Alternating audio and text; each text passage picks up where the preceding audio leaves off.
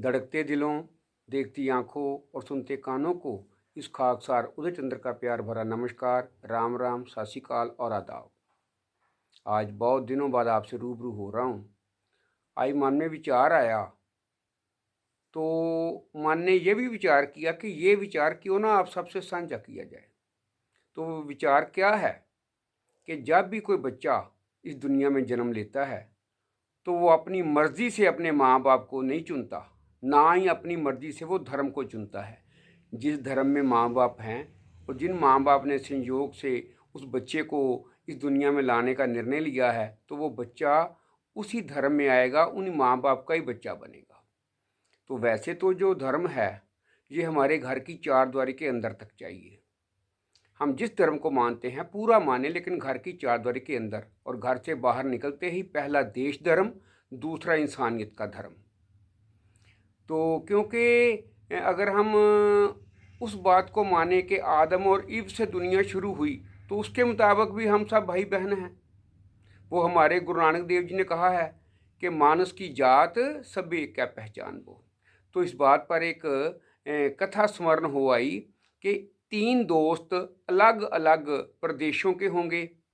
तीनों दोस्त बन गए, उनके पास काम नहीं है, तो काम ढूंढने के लिए वो निकल पड़े और पैदल चल रहे हैं और कह रहे हैं कि जो भी लाभ होगा, जो नुकसान होगा, हम तीनों उसके भाईवाल हैं, तीनों साझीदार हैं। तो वो काम ढूंढने निकले। गर्मी की रुत और गर्मी बहुत पड़ रही है, दोपहर का समय। तो उनको रास्ते में एक नोट, 10 का नोट रास्ते में पड़ा मिला। एक ने नोट उठाया, कहने लगे यार ये परमात्मा ने हमारी सुन ली है, तो ऐसा करते हैं कि इसका कुछ खा लेते हैं। तो कहने लगे भी क्या खाया जाए, पेट तो भरना है। तो एक ने कहा नहीं जी ऐसा करते हैं कि मैं तो तरबूज खाऊंगा, उससे तीनों मिलके खा लेंगे तो हमारी भूख मिट जाएगी। तो दूसरा बोला नहीं यार मैंने तरबूज नहीं खाना, मैंने तो हदवाना खाना है। अब तीसरा बोला अरे भाई ना हदवाना खाऊंगा ना खाऊंगा मैं तरबूज, मैं तो इस 10 रुपए का वाटरमेलन लूँगा और तीनों मिलके खा लेंगे और भूख हमारी मिट जाएगी। अब कोई कह रहा है मैंने तरबूज खाना है, कोई कह रहा है हदवाना खाना है, कोई कह रहा है वाटरमेलन खाना है। अब उनकी चर्चा जो है वो बहस का रूप धारण कर गई और बहस के बाद फिर लड़ाई होती है। तो ऊपर से एक बुजुर्ग कहें, बुद्धिजीवी कहें, वो आ गए। कहने लगे बच्चों क्यों लड़ रहे हो, क्यों बहस कर रहे हो, हुआ क्या है। वो एक ने कहा जी हमें 10 का नोट मिला है, हम तीनों दोस्त हैं, अब इस 10 रुपए का हमने कुछ खाना है। एक कह रहा है कि मैंने वाटरमेलन खाना है, एक कह रहा है कि मैंने तरबूज खाना है, और मैं कह रहा हूँ मैंने हदवाना खाना है। वो बुद्धिजीवी कहें, वो हंस पड़े, कहते आओ मेरे साथ। उसको मंडी में ले गए, तीनों को 10 का नोट लिया और वहाँ से उन्होंने एक हदवाना लिया और तीनों को दे दिया।